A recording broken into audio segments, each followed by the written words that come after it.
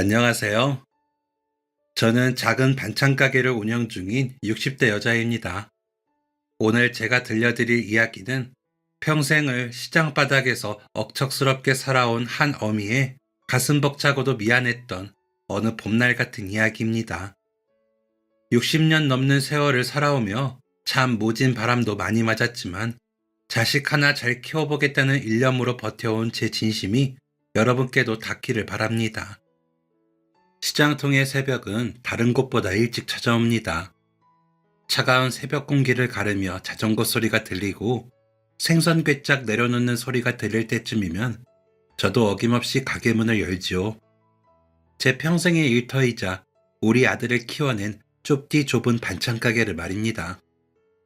저는 30이 채 안 된 젊은 나이에 남편을 사고로 먼저 보냈습니다. 하늘이 무너진다는 게 어떤 건지 그때 알았죠. 갓 돌진한 아이를 품에 안고 남편의 영정사진을 마주하던 그날을 생각하면 지금도 가슴 한복판이 서늘해집니다. 남편의 장례를 치르고 돌아와서는 텅 빈 방 안에서 사흘을 꼬박 굶으며 울었습니다. 하지만 울음소리 끝에 들려온 건 제 흐느낌이 아니라 배가 고파 칭얼거리는 아이의 가느다란 울음소리였습니다. 기운 없이 제 젖등을 건드리는 그 작은 손을 본 순간 정신이 번쩍 들더군요. 내가 죽으면 이 어린 것은 누가 살리나? 이 가여운 것을 두고 내가 어떻게 눈을 감나? 그런 생각이 들었어요. 죽고 싶어도 죽을 수 없는 것이 애미의 팔자라는 걸 그때 처음 알았죠. 그 길로 머리를 질끈 묶고 뛰어든 곳이 바로 시장통이었습니다. 별다른 기술도 없고 미천도 없으니 처음에는 남의 가게에서 닥치는 대로 일을 했어요. 생선 가게에서 비늘을 치고 식당 주방에서 산더미 같은 설거지를 하며 하루하루를 버텼죠. 그러다 손맛을 인정받아서 백반집 주방에서 일하기 시작했습니다. 민수 엄마가 묻힌 이 겉절이 말이야. 손님들이 비법이 뭐냐고 자꾸 물어보네. 어쩜 이렇게 감칠맛 나게 묻혔어? 비법 좀 알려줘.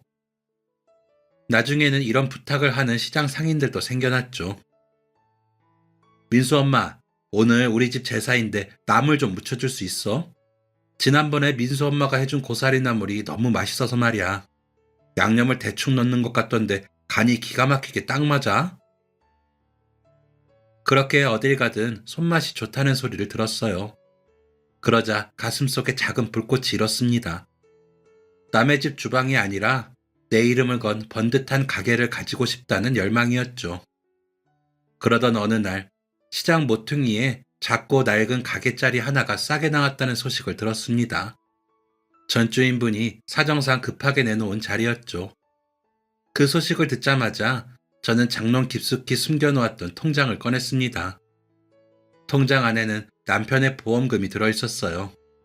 남편 목숨값이라고 생각해서 단 1원도 함부로 쓰지 않고 몇 년을 품고만 있던 돈이었죠. 여보, 나 이 돈 쓸게.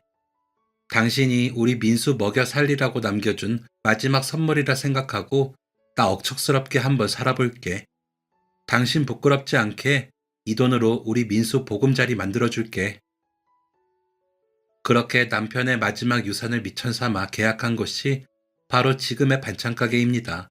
다행히 반찬가게는 그럭저럭 잘 되었어요. 저와 아들 둘이 먹고 살 만큼은 충분히 벌었죠. 물론 그만큼 악착같이 일했습니다. 꼭두 새벽부터 시장에 나와 가장 신선한 재료를 사서는 그날 판매할 반찬을 손수 만들었습니다. 매일 똑같은 반찬을 팔면 안 된다는 생각에 메뉴를 늘 새롭게 하려고 노력했죠. 그런 정성이 통한 건지 단골 손님이 꾸준히 늘어나서 나중에는 저녁 무렵이면 그날 만든 반찬을 모두 소진하고는 했죠. 그 사이 아들은 무럭무럭 자랐습니다. 아들은 학교가 끝나면 친구들과 놀러 가는 대신 늘 좁고 눅눅한 가게로 달려왔어요. 엄마, 나 왔어. 집으로 가라니까 왜 또 여기로 왔어? 엄마랑 같이 가야지. 무거운 거 엄마가 들지 말고 나한테 시켜. 나 여기서 숙제하고 있을게. 아들은 가게 구석에 라면 박스를 대충 겹쳐놓고 그 위에서 공부를 하고는 했습니다. 그런 아들의 뒷모습을 보면서 남몰래 눈물을 훔칠 때도 많았어요. 어려운 환경에서 너무 일찍 철이 든 건 아닌가 싶어 짠한 마음이 들었거든요. 더불어 좁은 공간에 밴 비릿한 젓갈 냄새가 아이의 옷에 배어서 친구들에게 놀림이라도 받지 않을까 늘 노심초사했습니다. 하지만 아들은 그런 제 걱정이 무색하게 씩씩하게 자랐어요. 학원 한번 제대로 보내주지 못했는데도 스스로 길을 찾아 공부했고, 대학을 졸업한 뒤에는 운 좋게도 탄탄하고 건실한 중견기업에 입사하게 되었죠. 아들의 취업 소식을 들은 날, 저는 시장 상인들에게 떡을 돌렸습니다. 상인들은 제 얘기를 듣고는 자기 일처럼 기뻐해 주었어요. 아이고, 요새 취업하기가 하늘의 별 따기인데 민수가 효자네, 효자야. 그러게 말이야. 그동안 민수 엄마가 어떻게 살았는지 우리가 누구보다 잘 알지. 이제 고생 끝 행복 시작이네. 사람들의 축하를 받으며 이제는 정말 발 뻗고 자겠구나 싶었어요. 그렇게 직장 생활을 시작한 지 몇 년이 지났을까? 아들이 조심스럽게 결혼하고 싶은 여자가 있다고 하더군요.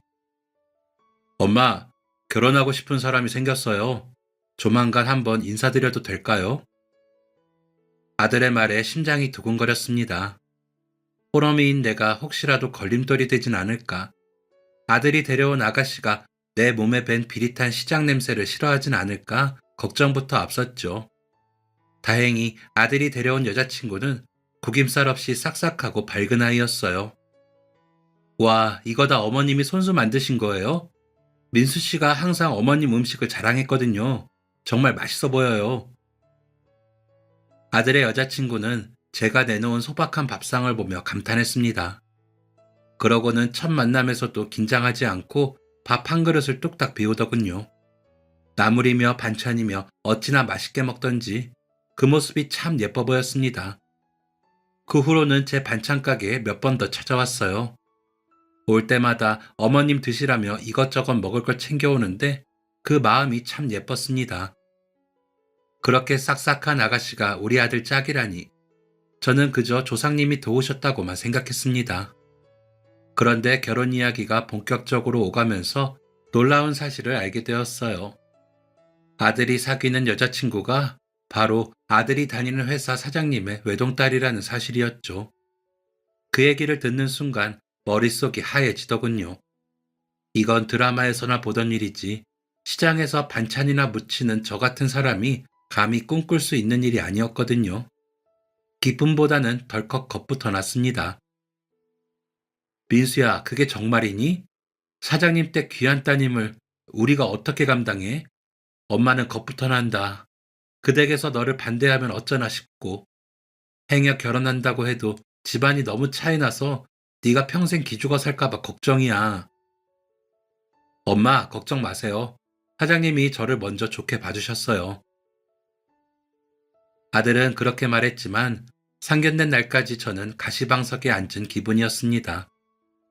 시장에서 입던 앞치마를 벗고 생전 처음 비싼 옷도 해입었지만 제 손에 박힌 굳은 살과 몸에 밴 비릿한 냄새가 혹시라도 아들의 앞길을 가로막을까봐 가슴이 두근거렸어요. 하지만 상견례 자리에서 만난 사돈댁은 제 예상과는 전혀 달랐습니다. 사부인, 우리 민수 같은 인재를 키워주셔서 정말 감사합니다. 회사에서도 민수만큼 일 똑부러지게 하고 선후배들한테 신망 두터운 친구가 없어요. 그래서 제가 일찍부터 사익감으로 점 찍어뒀는데 정말 이렇게 인연이 이어지니 그저 기쁠 따름입니다. 사돈 어른은 제 아들 칭찬부터 늘어났습니다. 사부인 역시 저를 무시하는 기색이라곤 눈꼽만큼도 없었어요. 오히려 고생하며 아들을 키운 저를 지켜 세워주셨죠. 혼자 아이를 키우는 게 보통 일이 아닌데 사부인께서 정말 고생 많으셨겠어요. 덕분에 상견례 자리는 화기애애하게 진행되었습니다. 긴장한 저 역시 마음 편하게 식사를 할 수 있었죠. 그러다 식사가 어느 정도 마무리된 시점에 사돈 어른께서 놀라운 제안을 하셨습니다. 사부인께서 괜찮으시다면 두 아이 신혼집은 저희 쪽에서 마련할까 합니다. 마침 제가 받은 곳이 있어서요. 사돈댁은 서울 한복판에 있는 번듯한 아파트를 해주시겠다고 했어요. 그것도 아들과 며느리 공동명의로 말입니다. 저는 손사래를 쳤습니다. 아무리 세상이 변했다고 해도 집은 아들 가진 쪽에서 마련해야 도리라고 생각했거든요. 하지만 사돈어른은 웃으며 이렇게 말씀하셨습니다. 요즘 세상에 그런 게 어디 있습니까? 있는 사람이 더하면 되는 거고 할 수 있는 사람이 하는 거지요. 우리 지연이가 민수 덕분에 얼마나 행복해하는지 아십니까? 우리는 그걸로 충분합니다. 이렇게 듬직한 사위를 얻는데 아파트 한 채가 대수겠습니까? 마음 상해하지 마시고 기쁘게 받아주세요. 맞아요. 민수가 우리 지연이 옆에서 든든한 버팀목이 되어주면 그게 우리에겐 가장 큰 효도입니다. 집 명의는 둘이 같이 열심히 살라는 의미니까 너무 부담 갖지 마세요. 그렇게까지 말씀하시니 더는 거절할 수 없었습니다. 사돈댁 배려로 두 아이가 번듯한 곳에서 새 출발을 한다니 참 감사한 일이었죠. 주변에서도 그런 사돈 없다며 저를 부러워했습니다. 아들의 결혼식은 성대하게 치러졌습니다. 사돈댁이 사업을 하는 분이다 보니 손님이 정말 많았어요. 저 역시 시장 상인들이 제법 와서 큰 홀이 하객들로 가득 찼죠. 결혼한 후에도 사돈댁은 물심양면으로 아이들을 챙겨줬습니다. 저는 그렇게까지는 못하니 반찬이라도 해서 틈틈이 날랐어요. 그마저도 처음에는 고민이 많았습니다. 혹시라도 제가 너무 자주 드나들면 며느리가 부담스러워하지 않을까 걱정됐거든요. 하지만 제 걱정과 달리 며느리는 제가 찾아갈 때마다 환하게 웃으며 저를 반겨줬습니다. 그러고는 제가 가져다주는 반찬 보따리를 세상 어떤 선물보다 귀하게 여겼죠. 열무가 하도 좋길래 조금 담가봤다. 너희 입맛에 맞을지 모르겠구나. 어머, 안 그래도 며칠 전에 그이랑 어머님 열무김치 먹고 싶다고 얘기했는데 김치 담그는 게 보통 일이 아니라서 말씀 못 드리고 있었어요. 반찬 만드는 게 내 일인데 먹고 싶은 거 있으면 편하게 말해라. 너네들이 잘 먹으면 난 그걸로 됐다. 그렇게 반찬을 가져다 줄 때면 며느리는 저를 그냥 보내는 법이 없었습니다. 거실 소파에 저를 앉혀두고는 제가 좋아하는 향긋한 꽃차와 다과를 정성스럽게 내왔죠. 무엇보다 제 기를 살려준 건 며느리의 예쁜 말씨였습니다. 어머님, 저 궁금한 게 하나 있는데요. 어머님이 만드신 멸치볶음은 어떻게 그렇게 딱딱하지도 않고 감칠맛이 나요? 요리교실 다녀도 그런 기술은 아무도 안 가르쳐 주더라고요. 나중에 어머님 장사 안 하실 때 저 요리 좀 알려주세요. 그렇게 싹싹하게 말하는데 어떻게 안 예뻐할 수 있겠어요? 물론 말로만 그런 건 아니었습니다. 며느리는 틈틈이 영양제를 사서 나르고 스카프며 외투며 사들고 시장으로 찾아오곤 했어요. 아이고, 뭘 이런 걸 사왔어. 시장에서 하루 종일 장사하는데 이런 옷 입을 틈이 어디 있다고. 어머님, 이번 주에 결혼식 다녀오신다면서요. 마침 어머님이랑 너무 잘 어울리는 옷을 발견해서요. 이거 입고 다녀오세요. 아들놈은 듬직한 대신 살가운 맛이 없었는데 며느리가 들어오니 막내딸이 생긴 기분이었어요. 그렇다 보니 저 역시 하나라도 더 챙겨주고 싶은 마음에 힘든 줄도 모르고 반찬을 해서 날랐습니다. 그러다 아들 내외가 결혼 3년 차 되던 해에 그토록 기다리던 소식이 날아들었습니다. 우리 며느리가 아이를 가졌다는 소식이었죠. 그간 아들 내외가 부담 가질까봐 말을 안 하고 있었습니다만 애타게 손주를 기다리던 저로서는 뛸 듯이 기쁜 일이었죠. 먹고 싶은 거 있으면 말만 해라. 내가 무슨 수를 써서든 만들어 줄 테니까. 그렇게 아이가 태어나기를 기다리며 10개월을 보냈고 드디어 손주를 품에 안게 되었습니다.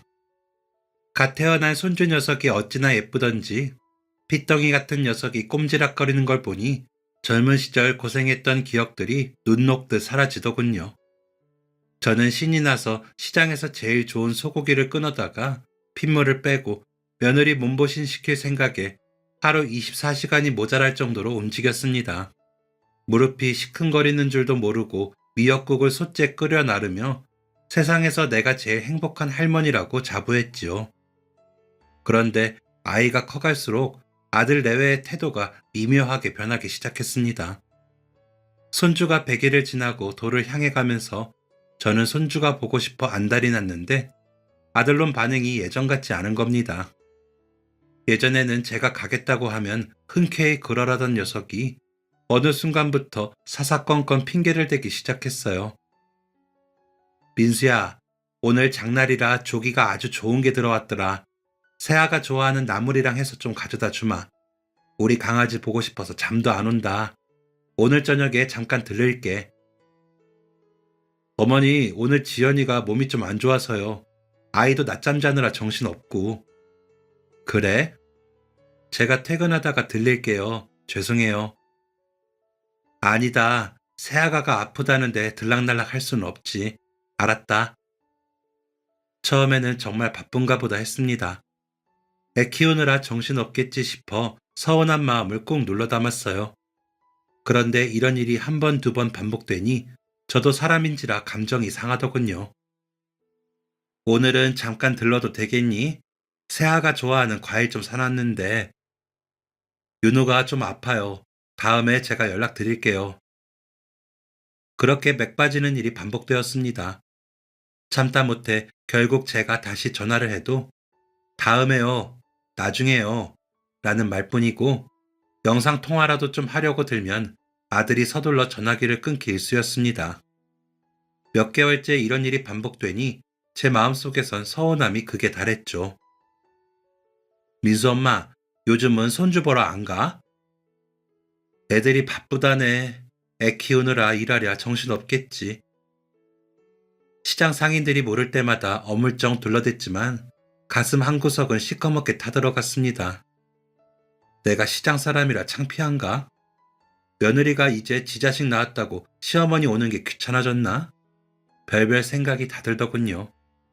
감정이 상할 대로 상하니 나중에는 자식에게 배신감마저 들더군요. 그러던 어느 토요일 저녁이었습니다. 시장 일을 일찍 마감하고는 도저히 안 되겠다 싶어 반찬 보따리를 양손 가득 싸들고 연락도 없이 아들네 집으로 향했습니다. 무거운 보따리에 팔이 빠질 것 같았지만 욕은 먹더라도 내 손주 얼굴은 봐야겠다는 오기로 버텼습니다. 엘리베이터를 타고 올라가니 아들 집 안쪽에서 두런두런 사람 목소리가 들렸습니다. 다행히 누군가 집에 있구나 싶어서 초인종을 눌렀어요. 그런데 한참이 지나도록 문이 열리지 않았습니다. 저는 다시 한번 초인종을 눌렀어요. 하지만 이번에도 묵묵부답이었습니다. 저는 결국 참지 못하고 문을 두드렸어요. 새아가 안에 있니? 나다. 반찬만 주고 갈 테니 잠깐 문 좀 열어봐라. 애써 감정을 억누르며 그렇게 말했는데도 안쪽에서는 별다른 기척이 없었어요. 순간 울컥하는 마음에 목소리가 커졌습니다. 평생 시장에서 장사하며 단련된 제 목소리가 아파트 복도에 쩌렁쩌렁 울려 퍼졌습니다. 속으로는 눈물이 핑 돌더군요. 세상에 어미를 이렇게 문 밖에 세워두나 하는 서러움 때문이었습니다. 새아가, 민수야, 너희 엄마한테 왜 이러는 거냐? 내가 반찬 좀 가져왔다는데 문도 안 열어줘? 당장 문 열어. 안 열면 나 여기서 한 발짝도 안 움직일 거다. 제가 복도에서 소리를 지르며 울먹이자 그제야 철컥 소리와 함께 문이 천천히 열렸습니다. 아들이 어딘가 수척해지고 굳은 표정으로 고개를 내밀더군요. 어머니, 연락도 없이 어쩐 일이세요? 연락하면 네가 오지 말라고 할 거 아니냐? 비켜라. 나 우리 손주 얼굴 좀 봐야겠다. 저는 아들을 밀치고 성큼성큼 집 안으로 들어갔습니다. 그러다 무언가를 발견하고는 그 자리에 우뚝 멈춰서고 말았어요. 번듯하던 아들네 거실 한 구석에 이삿짐 보따리며 박스들이 산더미처럼 쌓여 있었어요. 그 덕에 집안꼴이 말이 아니었죠. 이게 대체 무슨 일인가 싶어서 눈을 크게 뜨고 살피는데 소파 뒤쪽에서 기척이 느껴졌습니다. 그곳에는 뜻밖의 두 사람이 서 있었어요. 바로 사돈어른과 사부인이었습니다. 그런데 제가 알던 그 당당하고 화려했던 모습은 간데 없었습니다. 두 사람 다 몇 달은 알아 누운 사람처럼 얼굴이 반쪽이 되어 있었어요. 사돈어른은 정장이 아닌 다해진 점퍼 차림이었고 늘 우아하던 사부인은 화장기 하나 없는 초췌한 얼굴로 저를 보며 어쩔 줄 몰라 하셨습니다. 아니, 사돈어른? 사부인, 이게 대체 무슨 일입니까? 왜 진보다리 옆에서 그러고 계세요? 제 물음에 사돈어른은 차마 제 눈을 마주하지 못하고 바닥만 쳐다보셨습니다. 며느리 역시 손주를 품에 안은 채 눈물만 글썽이고 있었어요. 그 사이 아들 녀석이 무겁게 입을 뗐습니다. 어머니, 사실은 장인어른 회사가 부도가 났어요. 그야말로 마른 하늘에 날벼락이 떨어진 듯한 소리였습니다. 그 탄탄하던 회사가 하루아침에 무너졌다는 말을 듣는 순간 가슴이 덜컥 내려앉으며 눈앞이 캄캄해지더군요. 아들에게 떨리는 목소리로 자초지종을 물으니 상황은 참담했습니다. 철석같이 믿었던 원청업체가 예고도 없이 부도를 내는 바람에 사돈 어른 회사의 자금줄까지 도미노처럼 줄줄이 막혀버린 것이었습니다. 사실 그런 막다른 골목에 다다르면 사람 마음이라는 게 간사해지기 마련이잖아요. 적당히 법정 관리를 신청해서 자기 살 길만 찾거나 남몰래 재산을 빼돌려 남은 생이나마 편하게 살 궁리를 할 수도 있었을 겁니다. 아니면 그 돈을 챙겨서 해외로 도망이라도 가버리면 그만이지요. 하지만 평생을 정직 하나로 버텨온 사돈 어른은 차마 그런 길을 택하지 못하셨다고 합니다. 남의 눈에 피눈물 내며 나 혼자 살겠다고 비겁하게 숨는 건 사돈 어른의 자존심이 허락지 않았던 것이죠. 사부인, 면목이 없습니다. 그런데 나만 살자고 남 믿고 물건 납품한 수십 명의 하청업체 사장들을 죽일 순 없었습니다. 그 사람들도 다 한 집안의 가장이고 줄줄이 딸린 식구들이 있을 텐데 내 양심상 그럴 수 없었습니다. 결국 사돈어른은 평생 일궈온 빌딩과 아파트, 심지어 살고 있던 집까지 모두 처분하여 하청업체들의 밀린 대금을 갚으셨다고 합니다. 덕분에 수많은 하청업체들은 연쇄 부도를 면하고 살아남을 수 있었지만 정작 사돈어른 내외는 빈털터리가 되어 길바닥에 나앉게 된 것이지요. 갈 곳이 없어진 사돈 내외를 보다 못한 아들과 며느리가 두 분을 신혼집으로 모셔왔던 겁니다. 아들은 저를 안방으로 데리고 가서는 상황을 좀 더 자세히 설명했어요. 어머니, 사실대로 말씀드리면 어머니가 너무 걱정하실 것 같았어요. 그리고 무엇보다 장인어른께서 자존심이 워낙 강하신 분이라 사돈댁에 이런 초라한 모습을 보이면 너무 힘들어 하실 것 같았어요. 그래서 어머니를 못 오시게 막았던 거예요. 그러면서 서운하셨다면 정말 죄송하다고 진심으로 사과하더군요. 아들과 대화를 마치고 거실로 나가자 사돈내외가 어쩔 줄 모르겠다는 표정으로 서 있었습니다. 저에게 연신 죄송하다고 고개를 숙이는 두 분을 보고 있자니 제 마음도 무거워졌어요. 그 위풍당당하던 분들이 하루아침에 저렇게 되다니 보고도 믿기지 않았습니다. 며느리는 옆에서 눈물만 훔치고 있었어요. 집안 분위기는 그야말로 초상집이 따로 없었죠. 아들이 왜 제 방문을 한사코 말렸는지, 왜 제 전화를 피하며 영상통화만 하면 서둘러 화면을 꺼버렸는지 그제야 어지럽게 흩어져 있던 조각들이 하나둘 맞춰지더군요. 제가 걱정할까봐 혼자 속을 끓였을 자식의 마음을 생각하니 가슴이 미어졌지만 그보다 더 제 가슴을 파고든 건 사돈 어른의 무너진 자존심이었습니다. 한평생 당당하게 호령하며 살아오신 분이 하루아침에 빈털터리가 되다니. 차마 제 앞에서 고개를 들지 못하는 사돈 어른을 보며 제 눈시울도 속절없이 뜨거워졌어요. 더불어 한편으로는 참 대단하다는 생각이 들었습니다. 요즘 세상에 자기 집까지 팔아서 하청업체 사장들 빚 갚아주는 사람이 어디 흔한가요? 비록 빈털터리가 되셨을지언정 제 눈앞에 계신 사돈어른은 그 어떤 재벌보다 더 크게 보였습니다. 그 정직하고 고지식한 책임감이 도리어 저를 숙연하게 만들었어요. 사부인, 정말 볼썽사나운 모습을 보였습니다. 지연이와 민수에게 짐이 되지 않으려고 했는데 결국 오갈 데 없는 신세가 되어 자식들 집에 이렇게 짐보따리를 풀게 되었네요. 이 나이에 이게 무슨 망신인지 정말 면목이 없습니다. 사돈어른은 떨리는 목소리로 겨우 말씀을 잇고는 다시 고개를 푹 숙이셨습니다. 옆에 있던 사부인도 연신 눈물을 훔치며 어쩔 줄 몰라 하셨죠. 그 광경을 망연자실하게 지켜보다가 아랫입술을 꾹 물었습니다. 여기서 같이 울고 짜고 해봐야 바뀌는 건 아무것도 없다는 걸 깨달았기 때문이죠. 남편 잃고 시장 바닥에서 30년을 지내며 산전수전 다 겪어보니 도리어 위기 앞에서 정신이 번쩍 들더군요. 저는 억지로 코끝을 찡긋거리며 씩씩하게 걸음을 옮겼습니다. 그러고는 사돈어른의 그 크고 투박한 손을 두 손으로 덥석 잡았어요. 사돈, 고개 좀 드세요. 사람이 살다 보면 비도 맞고 눈도 맞는 거지요. 하늘에서 내리는 비를 사람이 무슨 수로 막습니까? 비 오면 좀 젖었다가 해 뜨면 다시 말리면 되는 거죠. 더군다나 사돈어른은 남들 살리려다 이렇게 되신 건데 그게 왜 면목이 없으세요? 세상 누가 사돈어른처럼 하겠습니까? 저는 사돈어른이 대단하다고 생각합니다. 진심으로요. 제 말에 거실에 있던 모두가 눈을 동그랗게 뜨고 저를 쳐다봤습니다. 저는 기세를 몰아 양손 가득 들고 온 반찬 보따리를 식탁 위에 호기롭게 올려놓았습니다. 다들 이럴 때일수록 잘 먹어야 합니다. 사람이 배가 불러야 다시 일어서든 말든 기운을 차릴 거 아니에요? 새아가, 얼른 가서 밥 좀 안 쳐라. 민수 너는 상표고. 사부인, 저랑 같이 이 반찬들 그릇에 좀 옮겨 담자고요.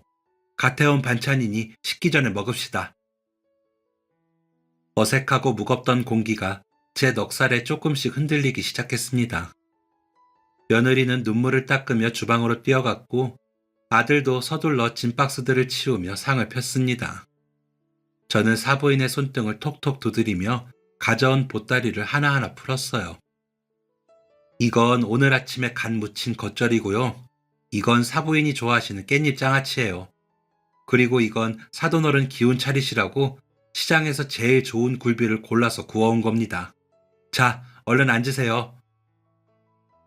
어느덧 식탁 위에는 정갈한 시장 반찬들이 상다리가 부러지게 차려졌습니다. 따뜻한 밥 냄새와 구수한 찌개 냄새가 거실을 가득 채웠죠. 처음에는 미안함에 숟가락도 들지 못하던 사돈 네분도 제가 억지로 굴비살을 발라 밥 위에 얹어드리자 조심스럽게 식사를 시작하셨습니다. 사부인, 참으로 고맙습니다. 이 밥이 목구멍으로 넘어갈 것 같지 않았는데 이렇게 따뜻한 밥을 먹으니 이제야 좀 정신이 드는 것 같습니다. 정말이지 이 은혜를 어떻게 갚아야 할지 모르겠네요. 사돈도 참, 은혜는 무슨 은혜예요. 우리 자식들 잘 살게 해준 게 누군데요. 그동안 사돈댁이 해준 거에 비하면 이건 세 발의 피지요. 자, 국 식기 전에 얼른 드세요. 그날 저녁 아들네 집 거실에는 참으로 오랜만에 훈훈한 기운이 감돌았습니다. 제 넉살 섞인 농담에 사부인이 피식 웃음을 터뜨리기도 했고 사돈어른은 역시 사부인 손맛이 대한민국 최고라며 밥 한 그릇을 깨끗이 비워내셨죠. 절망의 끝자락에서 만난 따뜻한 밥 한 끼가 무너져가던 한 가족의 마음을 다시 이어붙인 셈이었습니다. 그때부터 저는 시장 일을 마치면 보약 따리는 정성으로 반찬을 싸들고 아들네 집 문턱을 부지런히 넘나들었습니다. 사람이 한번 크게 넘어지면 다시 일어설 기운을 차리기까지 곁에서 계속 손을 잡아줘야 하는 법이니까요. 처음에는 제 눈치를 보느라 사돈네에 모두 방에서 나오지를 못하셨어요. 그럴수록 제가 더 시끄럽게 굴며 다가갔습니다. 하루는 잔뜩 풀이 죽어있는 사부인의 손을 잡고 무작정 시장통으로 끌고 갔지요. 사부인, 맨날 집에만 있으면 병나요. 오늘 우리 시장에 아주 물 좋은 조개가 들어왔다는데 구경이나 가요. 사람 사는 냄새 좀 맡아야 속이 뚫리지요. 백화점 명품관만 다니던 고운 사부인은 처음엔 비릿한 시장 냄새에 낯설어 하셨지만 제 단골가게 사장들과 농담을 주고받고 덤으로 콩나물 한 움큼 얻어오는 제 모습을 보며 조금씩 얼굴에 화색이 돌기 시작했습니다. 사부인, 사람 인생 별거 없어요. 오늘 맛있는 거 먹고 내일 또 힘내서 살면 그게 남는 겁니다. 제 진심 어린 넉살에 사부인은 결국 참았던 웃음을 터뜨리셨습니다. 또 어떤 날은 기운 없이 거실 창밖만 보고 계시는 사돈어른 앞에 갓 부친 전 한 접시와 막걸리 한 잔을 턱하니 내놓기도 했습니다. 사돈, 나무도 한번 꺾였다가 다시 자라면 더 단단해진다고 해요. 사돈처럼 훌륭한 분이 이렇게 계시면 우리 민수가 누굴 보고 배우겠어요? 자, 일단 이 술 한 잔 드시고 훌훌 털어버리세요. 제 정성에 감동하셨는지 아니면 어미로서의 제 기계에 놀라셨는지 사돈 어른의 눈빛도 조금씩 달라졌습니다. 멍한 눈동자에 다시 총기가 돌기 시작했고 어느 날부터는 아들 민수와 함께 거실 탁자에 신문지와 도면을 펼쳐놓고 밤늦도록 무언가를 의논하시더군요. 이 부품 설계는 내가 예전부터 구상하던 방식인데 자본만 조금 뒷받침되면 분명 승산이 있을 거다. 우리가 쌓아온 기술력이 어디 가는 건 아니니까. 맞아요. 저도 장인어른 기술력과 제 영업력만 있으면 충분히 다시 일어설 수 있다고 생각합니다. 일단 투자받을 곳을 좀 알아볼게요. 두 사람이 머리를 맞대고 재기를 꿈꾸는 모습에 제 가슴이 다 벅차 올랐습니다. 하지만 현실의 벽은 생각보다 훨씬 높고 견고했어요. 사돈 어른의 기술력과 아들의 영업력은 대한민국 최고였지만 문제는 돈이었습니다. 아무리 외곽에 있는 허름한 창고라도 새로 얻으려니 당장 보증금이 문제였습니다. 거기에 손때 묻은 중고 기계라도 한두 대 들여놓으려면 못해도 몇 천만 원은 손에 쥐고 있어야 했어요. 그야말로 막막한 현실 앞에 두 사람의 한숨소리가 깊어졌습니다. 그 소리를 듣고 있자니 제 가슴도 함께 무너져 내리는 것 같았죠. 기술이 있으면 뭐하나 원자재 살 돈 한 푼 없는데 나 때문에 자네가 고생이 많네.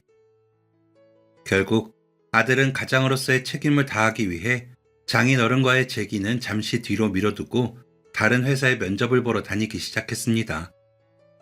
한때는 경영권 승계까지 거론되던 촉망받는 인재였는데 이제는 낡은 정장을 꺼내 입고 서류 가방을 든 채 이리 뛰고 저리 뛰는 아들을 보니 제 가슴도 미어지더군요. 사돈 어른은 거실 구석에서 멍하니 창밖을 보는 시간이 늘어났습니다. 왕성하게 사업을 진두지휘하던 분이 할 일이 없어 아이 기저귀 가방이나 정리하고 계신 모습은 보는 사람마저 기운 빠지게 했지요. 며느리 역시 친정 부모님 눈치를 보느라 집안에서도 까치발로 걸어다니는 걸 보니 이 평화가 오래가지 못할 것 같다는 불길한 예감이 들었습니다.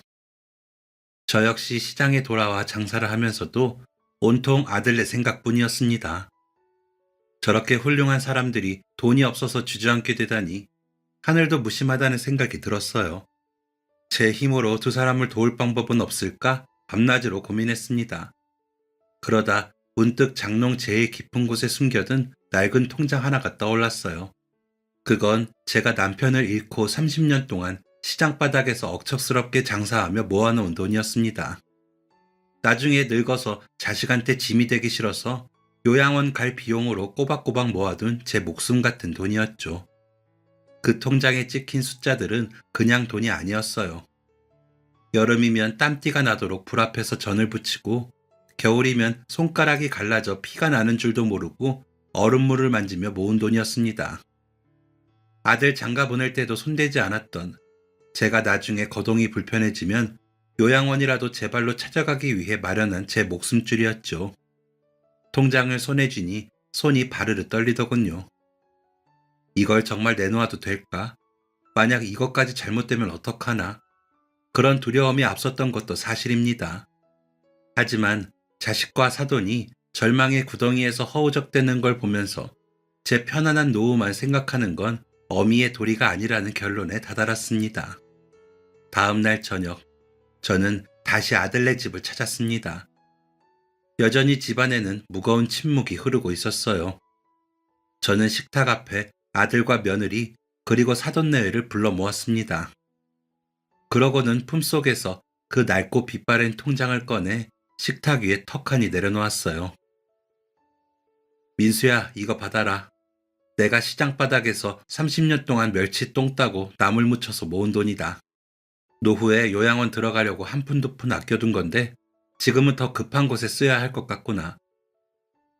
제 돌발 행동에 사돈어른과 아들은 눈이 휘둥그레져서 저를 쳐다봤습니다. 그러다 아들이 서둘러 통장을 제 쪽으로 밀어냈어요. 안 돼요. 이건 어머니 목숨 같은 돈이잖아요. 저희가 어떻게 이 돈을 써요? 절대 못 받습니다. 맞습니다. 저희 때문에 사부인의 노후까지 망치게 할 순 없습니다. 이 돈의 무게를 제가 어찌 모를까요? 제발 거두어 주십시오. 모두가 손사래를 치며 거절했지만 저는 이미 마음을 굳힌 상태였습니다. 저는 짐짓 엄한 표정을 지으며 사돈 어른의 손 위에 통장을 꼭 눌러드렸습니다. 사돈, 오해하지 마세요. 이거 그냥 드리는 거 아닙니다. 저 공짜로 돈 주는 사람 아니에요. 저 이 통장 사돈이랑 우리 아들한테 투자하는 겁니다. 사돈의 그 귀한 사업 수완이랑 우리 아들의 성실함, 내가 세상에서 제일 잘 알잖아요. 그 신용 보고 투자하는 거니까 당당하게 받으세요. 저는 일부러 목소리를 높여 씩씩하게 말을 이어갔습니다. 나중에 사업 성공하면 이자 쳐서 딱 2배로 갚으세요. 그때 가서 내 요양비 보태주시면 되잖아요. 남 살리느라 빈털털이 된 그 고귀한 마음씨면 제가 투자할 가치가 충분하다고 생각합니다. 그러니 이 돈을 종잣돈 삼아서 다시 시작해보세요. 사람이 죽으라는 법은 없는 겁니다. 제 말이 끝나자마자 거실은 순식간에 눈물바다가 되었습니다. 며느리는 제 무릎을 붙잡고 엉엉 울음을 터뜨렸고 강철 같던 사돈 어른의 눈에서도 굵은 눈물방울이 뚝뚝 떨어졌습니다. 사돈 어른은 떨리는 손으로 통장을 치고는 제 손을 두 손으로 감싸주셨습니다. 사부인, 평생 많은 사람을 만나봤지만 사부인처럼 배포가 크신 분은 처음입니다. 이 은혜 제가 목숨 걸고 갚겠습니다. 정직하게 일해서 사부인의 믿음이 틀리지 않았다는 걸 꼭 증명해 보이겠습니다. 정말, 정말 고맙습니다. 그날의 제 결단은 우리 가족에게 기적의 시작이 되었습니다. 사돈 어른과 아들은 그 돈을 종잣돈 삼아 곧바로 움직이기 시작했어요. 두 사람은 시 외곽의 허름한 창고 하나를 빌렸습니다. 비가 오면 천장에서 물이 새고 겨울이면 칼바람이 들이치는 곳이었지만 그조차 감지덕지했죠. 거기에 중고기계 몇 대를 들여놓고 다시 간판을 올렸습니다. 사장님 소리 듣던 사돈어른은 작업복을 입고 기름때 묻은 장갑을 꼈고 아들은 낮에는 영업을 뛰고 밤에는 공장에서 밤샘 작업을 하며 기계를 돌렸어요. 창고 바닥에 신문지를 깔고 앉아 제가 쌓은 도시락을 나눠 먹으면서도 두 사람의 눈빛은 예전보다 훨씬 더 단단하고 형형하게 빛나고 있었습니다. 아무것도 없던 빈털터리에서 오직 신뢰와 가족의 사랑이라는 자본으로 무장한 두 남자의 재기전이 그렇게 막을 올린 것이었습니다. 저는 매일 시장 일을 마치고 공장으로 향했습니다. 차가운 공장 바닥에서 고생하는 두 사람을 위해 따뜻한 국밥을 말아 나르고 공장 구석구석의 먼지를 털어내며 기도를 올렸죠. 여보, 하늘에서 보고 있지? 우리 아들이랑 사돈어른이 저렇게 애쓰는데 당신이 하늘에서 좀 도와줘. 그렇게 나직이 하늘의 남편에게 도움을 요청했습니다. 그때는 그만큼 온 가족이 간절했어요. 외곽의 허름한 창고에서 시작된 기계 소리는 처음엔 작고 가냘팠습니다. 기름때에 절은 장갑을 끼고 차가운 바닥에 앉아 컵라면으로 끼니를 때우는 사돈 어른과 아들의 뒷모습을 보면서 눈물이 핑 돌 때도 많았어요. 한때는 수백 명의 직원을 거느리던 분이 좁은 창고에서 중고기계와 씨름하는 모습을 보고 있자니 너무나 가슴 아팠거든요. 하지만 그 시련은 기적을 부르는 서막에 불과했습니다. 공장 문을 연 지 이제 한 달이나 되었을까요? 직원이래야 사돈 어른하고 우리 아들 딱 둘뿐인 그 초라한 창고 앞에 어느 날 커다란 트럭 한 대가 끼익 소리를 내며 멈춰섰습니다. 시커먼 기름때가 절은 작업복 차림으로 땀을 닦으며 기계를 매만지던 사돈어른 앞으로 낯이 익은 얼굴들이 하나둘 차에서 내리기 시작했지요. 그분들은 예전에 사돈어른이 집까지 팔아가며 피눈물 나게 빚을 갚아주고 살려냈던 하청 업체와 거래처 사장님들이었습니다. 어디서 소문을 들었는지 그 먼 길을 마다않고 달려온 그분들의 손에는 음료수 박스며 떡상자가 한가득 들려 있었어요. 먼지 날리는 창고 마당에 내린 사장님들이 사돈 어른의 기름진 손을 덥석 잡는데 제 가슴이 다 울컥하더군요. 사장님, 다시 공장 문 여셨다는 소문 듣고 제가 열일 제쳐놓고 한 걸음에 달려왔습니다. 아니 왜 진작 연락 한번 안 주셨습니까? 그때 저희 공장 부도 막아주신 거 저 죽을 때까지 못 잊습니다. 사장님 아니었으면 우리 식구들 그 엄동설 안에 다 길바닥에 나앉았을 겁니다. 부품 만드실 때 필요한 원자재 좀 실어왔습니다. 돈 걱정은 붙들어 매시고 일단 물건부터 만드세요. 결제는 나중에 사업 번창하시면 그때 천천히 주셔도 됩니다. 저희는요, 사장님이 보란듯이 다시 일어서시는 거 그거 하나면 충분합니다. 사장님처럼 법 없이도 사실 정직한 분이 잘 돼야 저희 같은 사람들도 세상 살 맛이 나지 않겠습니까?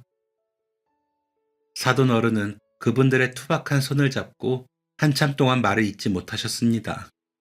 굵은 눈물이 사돈 어른의 주름진 뺨을 타고 흘러내려 작업복을 적셨죠. 평생을 정직하게 남의 눈에 피눈물 나지 않게 부단히 노력했던 그 고지식한 세월이 인생에서 가장 힘들 때 값진 자산이 되어 돌아온 겁니다. 그날 이후 먼지만 날리던 창고 공장은 활기를 띠기 시작했습니다. 외상으로 들어온 자재들로 기계가 쉴 새 없이 돌아갔고 사돈 어른의 노련한 기술력에 아들의 발빠른 영업력이 더해지자 주문서가 산더미처럼 쌓여갔습니다. 직원들도 하나둘 늘어갔죠. 그런 두 사람을 보고 있자니 저도 가만히 있을 수 없었습니다. 시장 일을 마치면 숨 돌릴 틈 없이 바로 공장으로 달려갔어요. 그리고 시장에서 가져온 커다란 솥에 밥을 안치며 직원들 점심밥을 해대기 시작했습니다. 반찬가게 30년 경력이 여기서 빛을 발하더군요. 며느리와 사부인도 처음엔 고운 손으로 어쩔 줄 몰라 하더니 어느새 두 팔을 걷어붙이고 나섰습니다. 사부인은 옆에서 마늘을 까고 며느리는 시장에서 떼어온 나물들을 다듬었죠. 자, 다들 일 그만하고 밥 먹읍시다. 오늘 아침에 시장에서 갓 잡아온 싱싱한 갈치예요. 된장찌개도 멸치 육수 진하게 내서 구수하게 끓여놨습니다. 밥심이 있어야 기계를 돌리든 영업을 뛰든 할 거 아니에요. 사돈, 이리 오셔서 뜨끈한 국물부터 한술 드세요. 맞아요, 아빠. 어머님이 직접 담그신 겉절이가 예술이에요. 얼른 오세요. 박서방도 어서 와서 식기 전에 들게. 자네 좋아하는 달걀말이도 넉넉히 했네.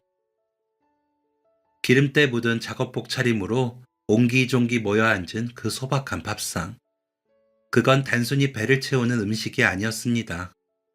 절망을 이겨내고 다시 시작하는 우리 가족의 의지이자 서로의 상처난 마음을 다독이는 따뜻한 위로였죠. 입안 가득 밥상을 밀어넣는 아들과 사돈어른의 모습을 볼 때면 제 가슴 속에서도 뭉클한 무언가가 샘솟았습니다. 창고 안의 차가운 공기는 어느덧 사람 사는 온기로 가득 찼고 비로소 우리는 한솥밥 먹는 식구가 되었습니다. 재기 과정은 눈물겨웠어요. 사돈 어른은 환갑이 넘은 나이에 스패너를 들고 기계 밑을 기어다녔고 제 아들은 구두굽이 닳도록 거래처를 누비며 머리를 조아렸습니다. 한때는 기사가 딸린 외제차를 타고 다니던 사돈 어른이었지만 이제는 얼굴에 검댕을 묻힌 채 밤샘 작업을 마다하지 않았습니다.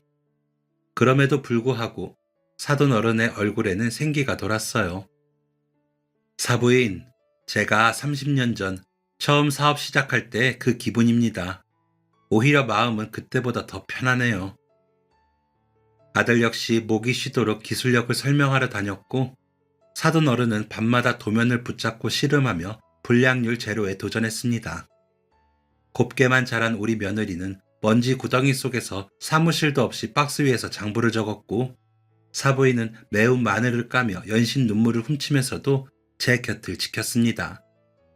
우리 세 여자가 주방에서 뚝딱뚝딱 국을 끓여내면 기름때 묻은 아들과 사돈어른이 그제야 허기를 채우며 웃음을 찾았죠. 그렇게 1년, 2년 시간이 화살처럼 흘렀습니다. 정직한 땀방울은 배신하지 않더군요. 회사는 3년 만에 업계에서 기술력 탄탄한 알짜배기 공장으로 입소문이 났습니다. 그 사이 허름한 창고에서 번듯한 건물로 이전했고 직원도 어느새 30명이 넘었어요. 아들의 어깨에는 다시 당당한 자신감이 붙었고 며느리 얼굴에도 예전의 화사한 미소가 다시 피어올랐습니다.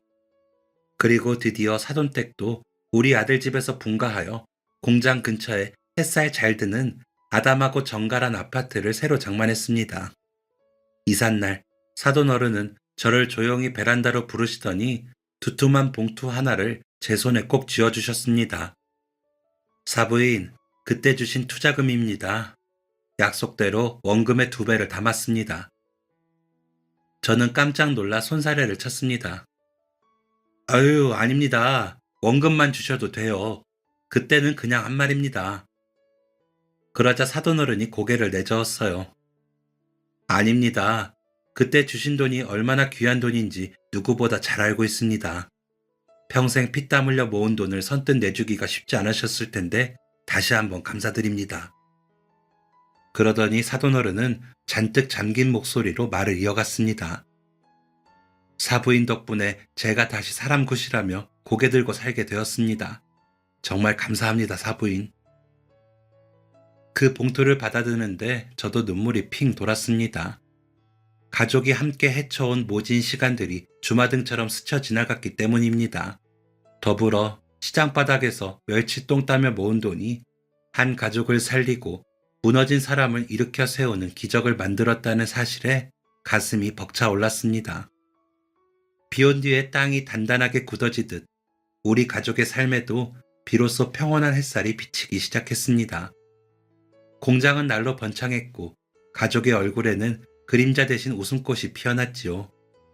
그리고 얼마 뒤 드디어 그간의 고생을 서로 다독이고 새로운 시작을 약속하는 뜻깊은 가족 모임 자리가 마련되었습니다. 사업 재건을 축하하는 그 화기애애한 자리에서 사돈어른은 상기된 얼굴로 잔을 높이 들고 건배사를 시작하셨습니다. 오늘 이 자리에서 꼭 하고 싶은 말이 있습니다. 우리 집안을 다시 일으킨 건 저도 우리 사위도 아닙니다. 바로 사부인의 믿음입니다. 절망의 구덩이에서 우리 손을 잡아준 건 막대한 자본금이 아니라 사부인이 매일 정성껏 차려주신 따뜻한 밥 한 끼와 조건 없는 신뢰였습니다. 그래서 오늘 건배사는 사부인에게 바치겠습니다. 우리 사부인을 위하여! 가족들의 박수 소리가 거실 가득 울려 퍼졌습니다. 그 사이 훌쩍 자라 말문이 터진 손주 녀석은 할머니 최고라며 제 품으로 안겨들었고 아들과 며느리는 서로의 손을 꼭 잡고 눈시울을 붉혔습니다. 사부인 정말 감사합니다. 덕분에 우리가 이렇게 다 같이 웃게 되었습니다. 아이고 아닙니다. 이게 어디 저 하나 덕분이겠습니까? 온 가족이 똘똘 뭉친 덕분이죠. 그렇게 말하며 사부인과 손을 맞잡고 덕담을 주고받았습니다. 그 몇 년의 시간 동안 사돈댁과 참 많이 가까워졌구나 그런 생각이 들더군요. 진짜 한솥밥 먹은 식구가 된 느낌이었습니다. 시장에서 30년 넘게 반찬을 팔며 제가 배운 인생의 진리는 딱 하나였습니다. 나물은 제때 묻히지 않으면 금방 시들어버리지만 사람 사이의 진심은 시간이 지날수록 더 깊고 진한 맛을 낸다는 사실이죠. 돈은 있다가도 없고 없다가도 생기는 신기루 같은 것입니다. 인생의 가장 큰 자산은 어두운 터널 속에서 끝까지 내 손을 놓지 않는 사람들이죠. 사돈과 며느리, 그리고 우리 아들. 이제 우리는 단순히 법적으로 맺어진 관계를 넘어 생사의 고비를 함께 넘긴 전우이자 세상에서 가장 단단한 진짜 가족이 되었습니다. 혹시 지금 힘든 시기를 겪고 계시다면 곁에 있는 가족의 손을 먼저 꽉 잡아보세요. 그리고 따뜻한 밥 한 끼 같이 나누며 서로의 온기를 느껴보시기 바랍니다.